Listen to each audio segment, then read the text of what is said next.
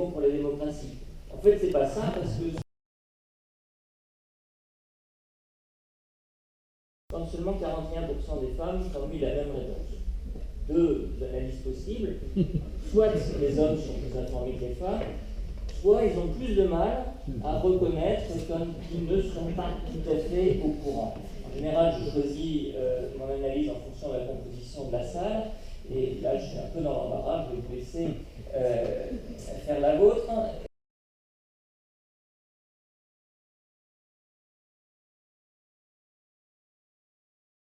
Alors, on pourra comparer comme cela la fiscalité en Rimbaud par rapport à celle en Maupassant, le taux d'emploi de Hugo par rapport à celui de Giono. Enseignant à Sciences Po Rennes, Bruno Reynaud, professeur à Sciences Po Paris, et Patrick Passin, président du Conseil économique et social régional de l'Oral, et Nadia Belaoui, la présidente du mouvement associatif. Pardon, moi je vous avais.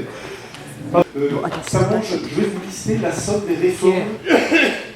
La somme des réformes, nous avons pris un peu de retard, et je vais commencer tout de suite par poser des questions à Jean-Christophe Ramontin. Jean-Christophe Ramontin, c'est pas toujours vous interrompre 2 minutes. Toujours, on regrette que Christophe ne soit pas là, mais la caméra est ici, donc on va lui parler de façon virtuelle. Donc vous avez raison, les femmes à l'entretien et les hommes à la gouvernance. Cher Christophe, donc virtuellement, chers tous, mais cher Christophe d'abord. Enfin, cela fait longtemps maintenant que la Barbe se levait de féliciter Barbier, un de ses plus éminents représentants. Cela faisait longtemps et la Barbe est fière aujourd'hui de vous retrouver, Christophe, parmi ses 14 hommes, lors de ses 15 interventions, à discourir des nouveaux visages de la République. Ce matin, vous, 14 hommes parmi ces 15 interventions, pour les entretiens organisés par un journal, c'est compliqué de refuser la caméra. Mais l'important, messieurs, c'est surtout de faire front contre les intrigantes et de préserver vos mâles privilèges.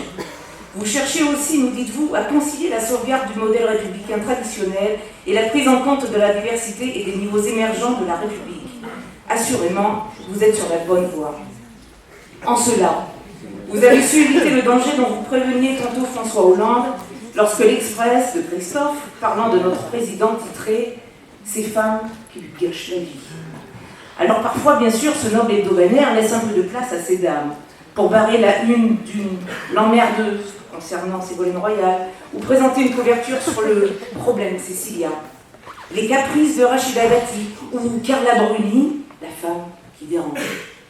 Alors bravo Christophe, Emmanuel, Alain, Dominique, Bruno, Vincent, Jean-Pierre, Michel, Patrice et Jean-Christophe, bravo, car ce matin, pour les entretiens de la gouvernance, à une regrettable exception près, pas de femmes qui gâchent la vie, dérangent, emmerdent ou font des caprices.